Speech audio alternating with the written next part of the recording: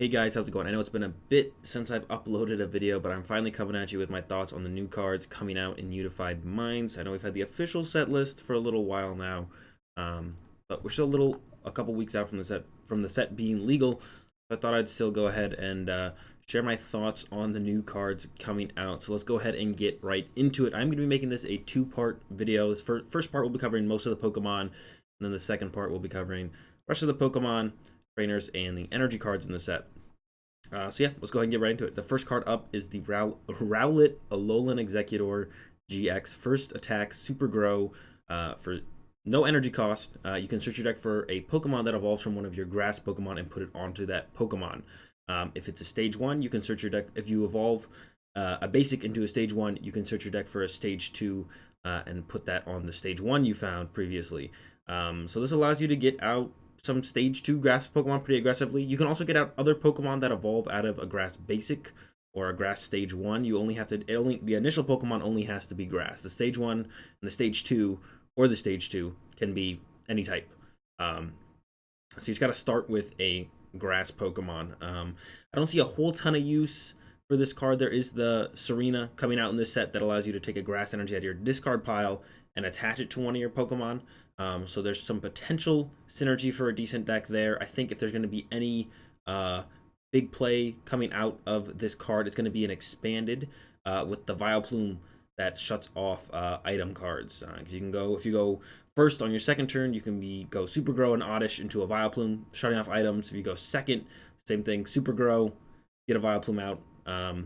Giving your opponent only one turn of items for pretty much the whole game. I mean, there's a potential they could like knock it out or something, but I think that's where we'll see this card seeing potential play, is in a deck with Vileplume, trying to set up a Vileplume super aggressively, and then build the rest of your deck around it from there. I don't know if you'd want to set up other attackers to attack alongside the Vileplume, or if just Rowlet Exeggutor is just going to be your main attacker. That's also potentially the way you could play the deck. But initially that's where I see this deck having some play in a deck for sure. Would be a Vileplume deck and expanded. Like I said, there is the Serena in standard coming out in this set, but I don't think that's going to be too powerful of a deck overall. Getting grass energy into the discard pile, I think, is going to be the main issue. We lose Ultra Ball with rotation, so I don't see that working out too well, although there is the potential with that. The rest of the attacks are Grass, Colorless, Hurricane, 150, deal 30 damage from this Pokemon, and then Grass, 200 damage. Now, I actually think the GX attack is pretty good.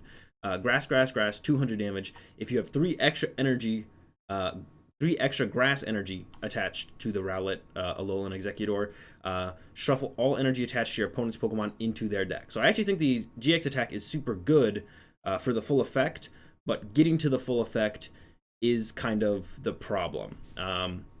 And I don't think it's going to be very easy to get there. Like I said, we do have the Serena coming out that gets a grass energy out of your discard pile, but getting the grass into the discard pile and then somehow getting 6 grass energy on an Alolan or a Rowlet Alolan Exeggutor GX, I think is going to be the problem there to actually set up the GX attack. I do think it's super good. However, setting it up seems pretty impossible to do consistently. So yeah, like I said, don't see a lot of play coming out of this card in standard. And expanded though with Vileplume, could definitely see this making a big impact. Moving on, the next card I want to just quickly mention was Celebi. Not a super strong card overall, 80 HP, first attack, grass energy. De-evolve one of your opponent's evolved Pokemon by having them shuffle the highest evolution card from that Pokemon into their deck. And then second attack is grass, 20 damage. Your opponent's active is now confused. So second attack, not really relevant. It's really the first attack that is has potential here. Initially, off the top of my head, I can't think of when or how you would want to use this immediately in like the new coming up standard meta. All the decks aren't really evolution decks, but as things kind of evolve and we get another set or two, I could definitely see this card seeing play. If there's some big evolution decks where they try and set up 1 or 2 big evolution Pokemon and make it really hard for your opponent to knock them out, you can just poke them for a little bit of damage and then de-evolve them with the Celebi. So Celebi I could definitely see having potential at some point. De-evolving like this always has the potential to be powerful. It just kind of depends on the decks in the meta. So if evolution decks make their way back into the meta in a set or two, could definitely see Celebi having some play. Moving on, I don't think there was any other grass Pokemon I wanted to talk about. Here's the Serena, 140 HP, stage 2. Can get it out pretty easily with the Alolan Executor Rowlet tag team, like I mentioned. Queen's Reward. Once during your turn, you may attach 1 grass energy from your discard pile to your active Pokemon. It also has to be the active Pokemon, so that makes it a little bit worse. Can't really like set up an Alolan Executor on the bench to build into like a big GX attack or anything. It does have to be to the active, which makes it that much harder to try and make this Serena Alolan Executor Rowlet tag team combo work.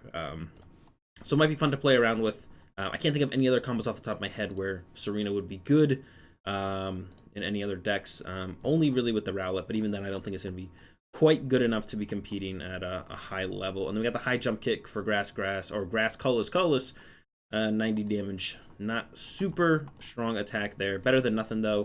The next guy to talk about is the Heatran GX ability, Burning Road. Once during your turn before you attack, if this Pokemon is on your bench and becomes your active this turn, you may move any number of fire energy attached to your Pokemon to this Pokemon. So it's similar to it's like the same ability as the Xurkitree Prism that we have. If Heatran makes its way from the bench to the active, you can then move as many energy from all your other Pokemon to the Heatran, and then it actually has a very good GX attack. The first attack, not super impactful, I wouldn't think, consistently. It's got the Fire, Colorless, Explosive Stamp, 130 damage. So you can knock out some one prizer Pokemon probably with this pretty consistently. The 130 is like actually a good number to hit to knock out stuff like Baby Buzzwoles, stuff like that. So it's a reasonable first attack. The big attack on this card though is definitely the Heat Bomb GX. 50 damage for 1 fire energy. 50 damage times for 1 fire energy. Times the amount of fire energy attached to this Pokemon. So 50 damage times the amount of fire energy attached to this Pokemon, which you can easily get on the Heatran through its ability. So I actually think the GX attack is super good. I don't know quite what you'd want to pair this with. Probably some kind of, you probably want this as a one of in Reshizard decks when you have your energy spread out a little bit, or maybe in like a 1 prizer fire deck, like an Arcanine deck or something like that. You could go ahead and throw in a 1 of Heatran GX to kind of just be like a closer when you need a one-shot something, or in the middle of the game when you just need kind of like one-shot something. Bring the Heatran up, take a one-shot, and then go back into whatever else you got going on from there. So I definitely see this guy being pretty viable in fire decks. Won't work, unfortunately, because it does have the ability in like a Greens Reshizard, which I think is probably going to be the best way to run Reshizard going forwards into Standard.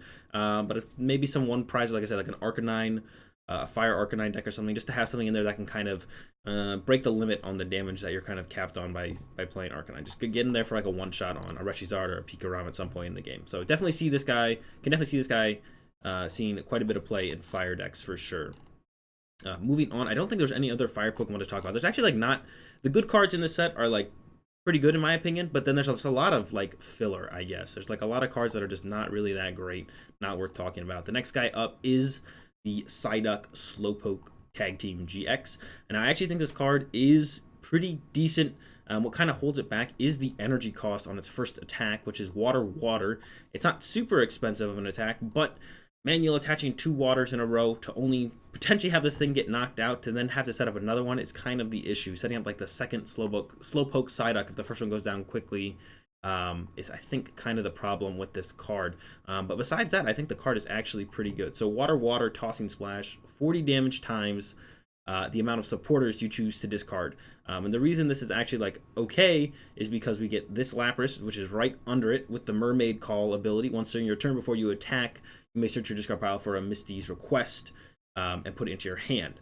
So if you get 4 Misty's Requests into your discard pile, you can have 4 Lapras on your bench. You can Mermaid Call them all back to your hand and then Tossing Splash for at least 160 damage. And then Misty's Request says you may search your deck for up to 3 supporter cards and put them into your hand. So get some extra damage there. So those are just the Misty Requests for the turn. You know, if you have some Lilies or Cynthias or whatever else in your hand that you want to discard to do more damage, you can. So the unlimited damage cap is always nice to have. You can pretty much one-shot anything as long as you have enough supporters in your hand. And with the Laprases plus Misty's Request searching your deck for supporters, you can get up some pretty high numbers pretty consistently. Like I said, I think the thing holding this card back is the double water energy on the first attack. It's just kind of hard or awkward to like set up consistently. The GX attack, not super impressive. Water plus does 10 damage plus flip a coin if heads' attack does 100 more damage if you have at least 6 extra energy attached to this Pokemon. In addition to the attack cost, flip 10 coins instead. So you can do 1,010 damage if you get 10 heads on the coins. Most of the time you're going to be hitting for 510, which is still enough to one-shot anything that you would need to one-shot. So I could actually see this being as like a closer in a deck, and like a water-based deck with like, again, it and Quagsire maybe. Not 100% sure, but I could definitely see this being played in Nagquag as a closer to close out the game. You put 8 energy on it, and then you just swing and one-shot whatever you want to. Besides being a deck based around it with itself and Lapras, that's the other use I could see for this card. I definitely think it has potential with the Lapras, but I think it might be a little bit slow. The water attachment into having to then set up a second Psyduck and Slowpoke might just be a little bit too slow. Like if the first one just gets aggressively knocked out, then I feel like it's going to be really hard to recover from there. But without Guzma in the format, maybe it's not going to be super reasonable for your opponent to ever really chase it, and you can just kind of chill on the bench. Maybe even put like a Keldeo in your active, the Keldeo GX, which we'll be coming into talking about here in just a second, and just kind of chill while you set up your Slowpoke and Psyduck tag team. So yeah, I think the only other water Pokemon to touch on here is the Keldeo GX, which I think this card is super good, insanely good. The only thing, which is probably for the best, not making it just kind of the best card in the format, and potentially then would just become the best deck in the format, is that Giratina in Malamar is really hard for this card by itself to deal with. But it does have the Holy Heart ability, prevent all effects of attacks, including damage done to this Pokemon by attacks of your opponent's GX and EX Pokemon. So yeah, only non-GXs and EXs can hit this Keldeo GX, which we've never seen this ability on a GX Pokemon before. So it can make it really annoying to deal with a card like this. When we have this ability, it's usually on stuff like Hoopa or some evolution with like not too much HP. So if you have like 1 or 2 1-prizers in your deck, you can usually deal with that card and move on. But 170 HP, also dealing 110 damage with the first attack for water colorless, actually makes this card like consistently a big threat, and really hard to deal with for like Zapdos hitting this twice doesn't knock it out. You're gonna need some E-powers on top of that or something, and maybe like healing with the Keldeo, the Great Potion that is in this set, or mixed herbs or something like that, and just keep your Keldeo alive. All of a sudden, a Zapdos by itself can't actually deal with this Keldeo or something like that with like a lightning-based deck. So I can definitely see this card being very good. We do have Power Plant still, which does shut off GX's ability, so that is a way around the Keldeo. But if decks just aren't running it, and Malamar's just not seeing play, I could definitely see like a straight Keldeo deck being very, very good. It does have the GX attack, basically Dangerous Rogue, 50 damage times each of your opponent's bench Pokemon for water colorless, so a little bit of an expensive GX attack, but that's fine. The card is here mainly for the ability, as long as it does some kind of damage, which Sonic Edge 110 for water colorless alongside the ability is actually just really good. Like that's enough damage to deal with most non-GX, non-EX attackers. The big card for this card to potentially get over is, like I said, the Giratina. It has 130 HP. You can't one-shot it. You're two-shotting it. It's two-shotting you with 130. So yeah, that's kind of like the big card holding Keldeo back, I think, from being just really strong in post-rotation standard. All right, I think that was all the water Pokemon I wanted to touch on. Next up, we have the Alolan Raichu GX. This card, I wasn't super sold on it until I played a game of Pikarom Mirror Match with it, and this is by far the best card in the Pikarom Mirror Match currently, because no one is playing Switch and we don't have Guzma anymore. So the first attack for Lightning colorless does 80 damage plus 80, and if it came from your bench to your active this turn, your opponent's active is paralyzed. And because people just really aren't playing Switch right now in a lot of decks, and we don't have Guzma because it rotated, paralyzing Pokemon is just really strong right now. So specifically in the Pikarom Mirror Match, this guy is insane. Super good, crazy good. Definitely at least play it as a one of. The GX attack, Lightning colorless, 150. Plus, switch this Pokemon with one of your bench Pokemon. If you have at least 2 extra lightning attached to it, you do 100 more damage. So you can pretty much one-shot anything. Even something like a Reshizard that has 270, you're hitting for 250 if you get the 5 energy. And then you can go ahead and throw an E-Power in there to take a knockout or anything like that. So also, the GX attack is also super good for just basically one-shotting whatever. Also, 5 energy one-shots a Pikarom, that's pretty cool.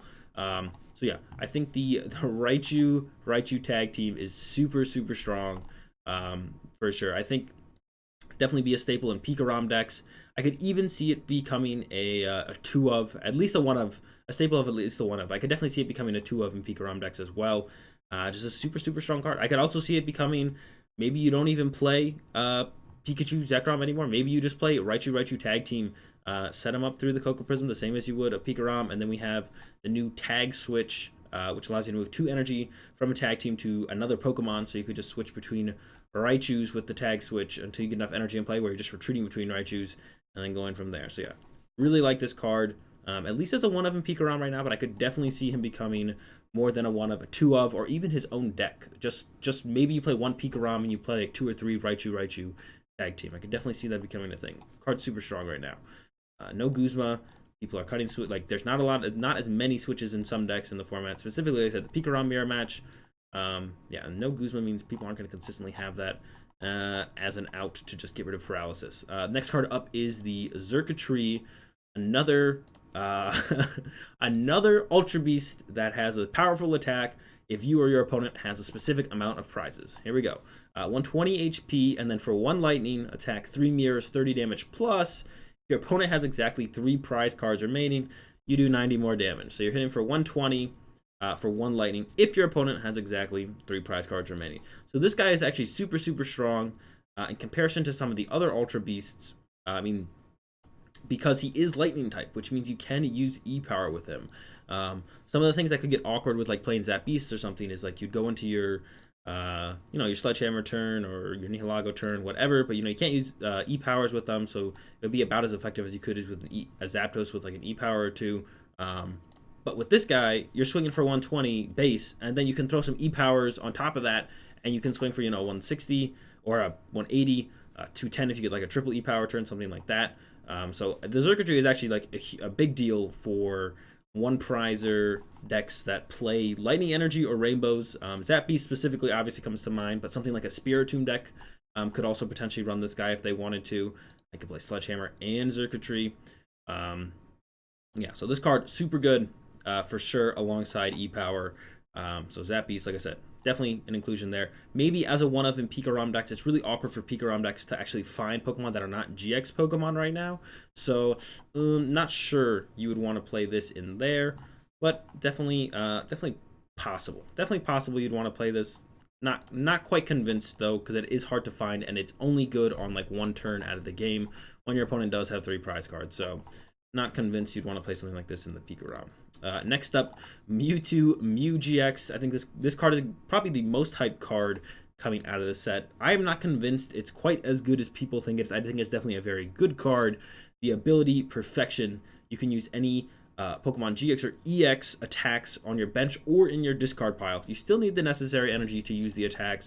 So there's been a lot of ideas, like just using this in like Reshizard or Pikarom. You just use this guy to attack instead of your Reshizard or your Pikarom. It's weak to Psychic, which is favorable for some matchups.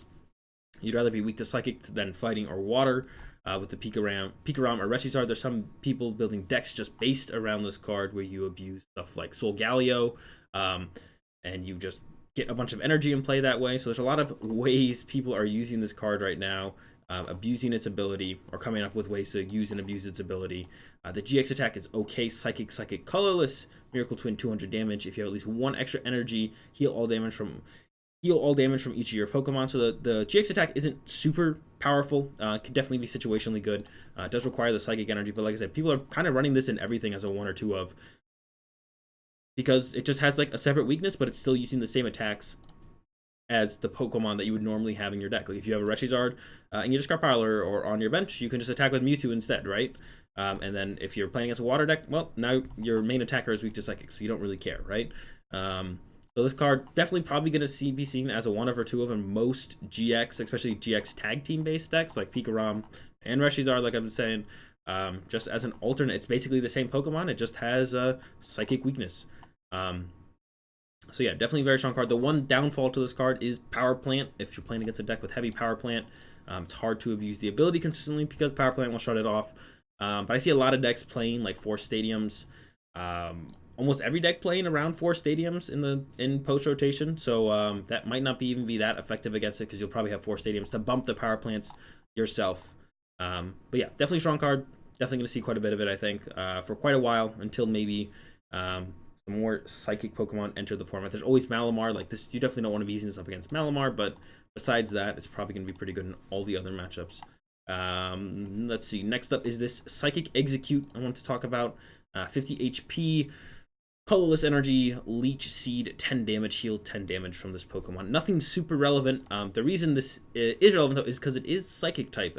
Actually, Executor seems like it's going to be pretty strong post rotation. I haven't messed around with the deck yet myself, but just kind of theorying what it can do. And then the consistency the deck still kind of has, because we do have the Dragon type Executor, and now we have this Psychic Execute. So Mysterious Treasure can find us the basic and the stage 1. And then we have Netball to also find the Grass Execute. So it's really the only deck with a lot with, it might actually be the deck with the best consistency engine to like set up your attackers with. So I can definitely see Executor being a tier 1 deck actually come after we see what kind of how post rotation pans out a little bit, once we get the set and play around with some of the cards and decks, really feel it out a little bit more. But I could definitely see Executor becoming a tier 1 deck for sure. We'll have to kind of wait and see for sure, but definitely up there for me right now. All right, moving on, we have Jinx, Psychic Pokemon, 80 HP. The ability, once during your turn, you may move 1 damage counter from one of your Pokemon to another of your Pokemon. So this works specifically well potentially with Spiritomb. Now that we don't have DC anymore, you can't really use Stunfisk Spiritomb anymore, so I don't know how much play this would see in a Spiritomb deck. It is potentially nice to get a much larger Spiritomb kind of out of nowhere. So I could definitely see the Jinx being good. You know, you have, let's say you have one turn, you have one Spiritomb in play with 2 damage counters, and then you get another Spiritomb, you put it on your bench, and you bump them both up. The one with 2 damage counters becomes 3. You attach a rainbow, it becomes 4. You use the other one to go from 0 to 1. You Jinx it over, it becomes 5. You get a knockout because now you have the 5 damage counters. So I could definitely see a 1 of Jinx being reasonable in the Spiritomb deck. We'll just kind of have to wait and see, but definitely has potential in there for sure. The attack is Psychic Colorless, 30 damage. Flip one of heads. Active is now paralyzed. If you play it in a Spiritomb deck, I mean, I guess you'd be playing rainbows. You might attack with this, but yeah, kind of have to wait and see if that's actually would ever be relevant to play in a Spiritomb deck. Definitely could see it having potential though.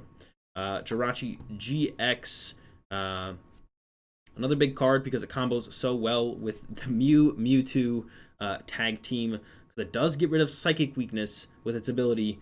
Pokemon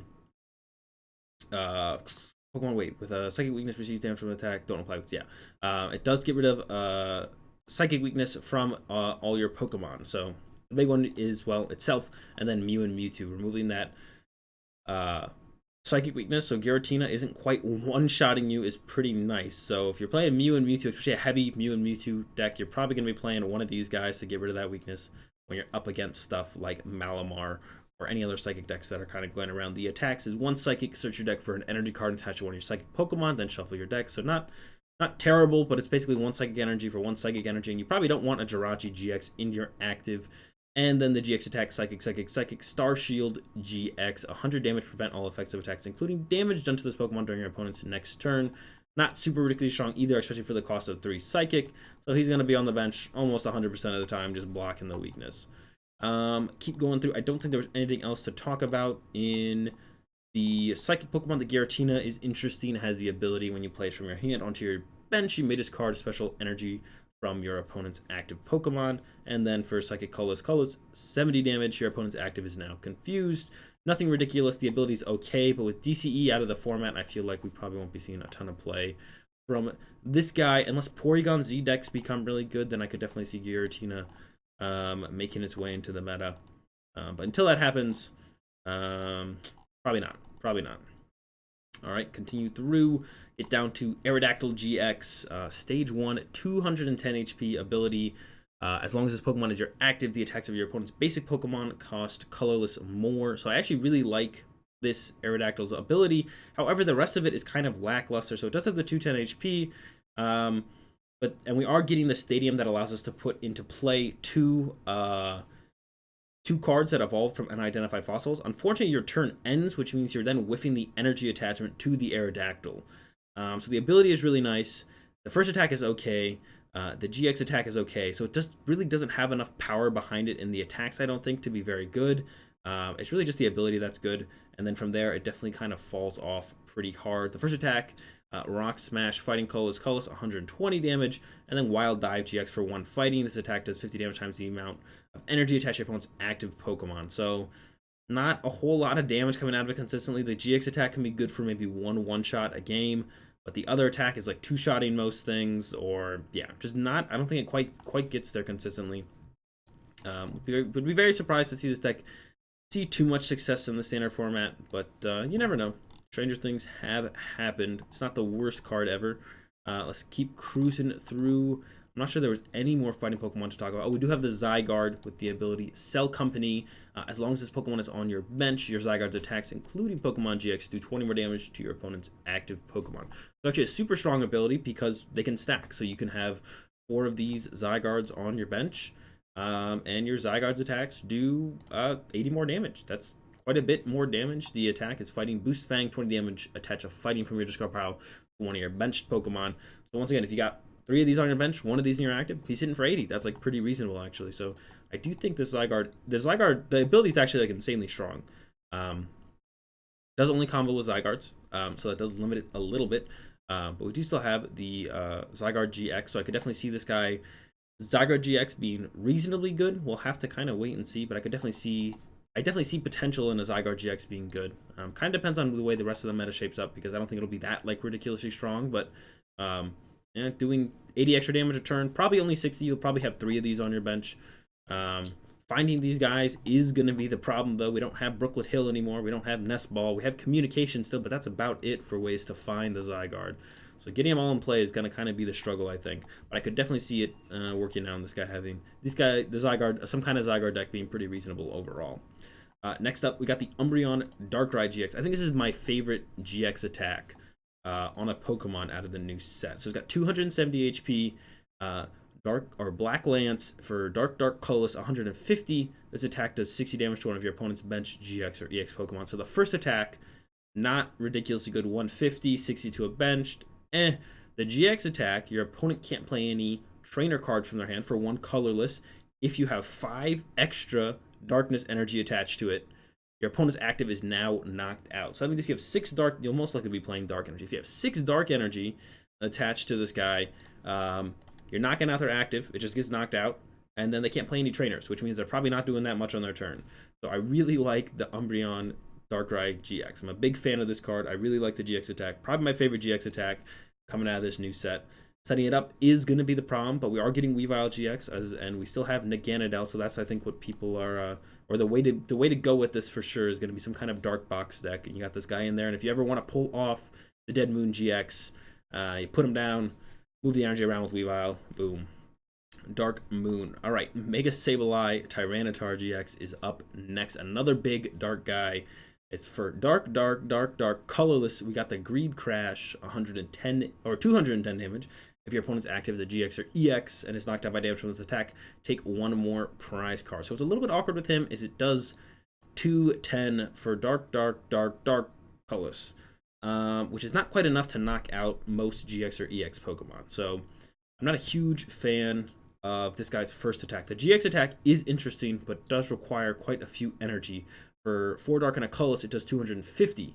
And if you have 5 additional energy attached to him, you discard the top 15 cards of your opponent's deck with Gigafall GX. So I do think that is pretty strong. If you're ever able to get there, you need 10 dark energy in play. That's quite a few energy. I think what we're looking at here is some kind of dark box deck with Naganadel, Weavile.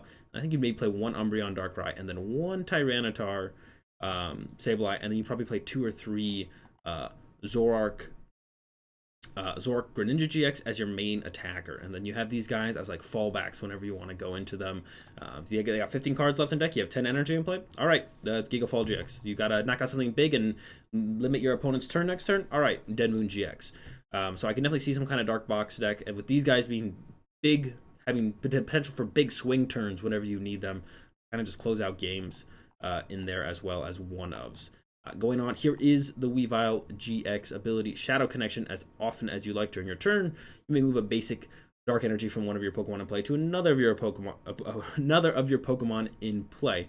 The attack 130 damage for dark colorless, Claw Slash, nothing spectacular, and then the GX attack for a colorless Night Order GX. Search your deck for any number of basic Pokemon and put them onto your bench, then shuffle your deck. So I could actually see you using this GX attack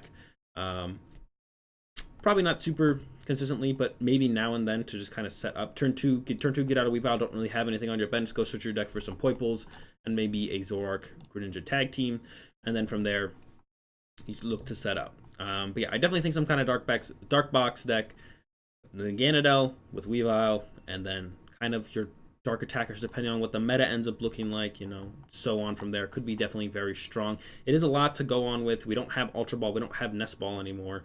We only really got Communication and Cherish Ball to find GXs. So, you know, I don't know how consistent we're gonna be able to set up, you know, 2 stage 1s while being consistent. So definitely see this deck being a little bit clunky, and maybe that'll be its overall downfall. But definitely something to look at for a potential deck there, the Dark Box deck. Moving on. Actually, I think this is where we're gonna end the first half of this video, guys. So thanks for watching. Hope you enjoyed it. I'll be coming at you with a second part for the set review very soon. Stay tuned for that. If you guys have any thoughts on the cards we did look at today, or any cards that I should have talked about, go ahead and let me know in the comment section down below your thoughts, cards that you think I should have mentioned that I went over. We kind of skipped over quite a few cards. I have read through everything, and overall I was like, the good cards, like I said, the good cards in the set seem very good, and then everything else seems very filler. But if you think I missed something, go ahead and let me know in the comment section down below. And that's all I got, guys. Have a good day. Thanks for watching, and peace.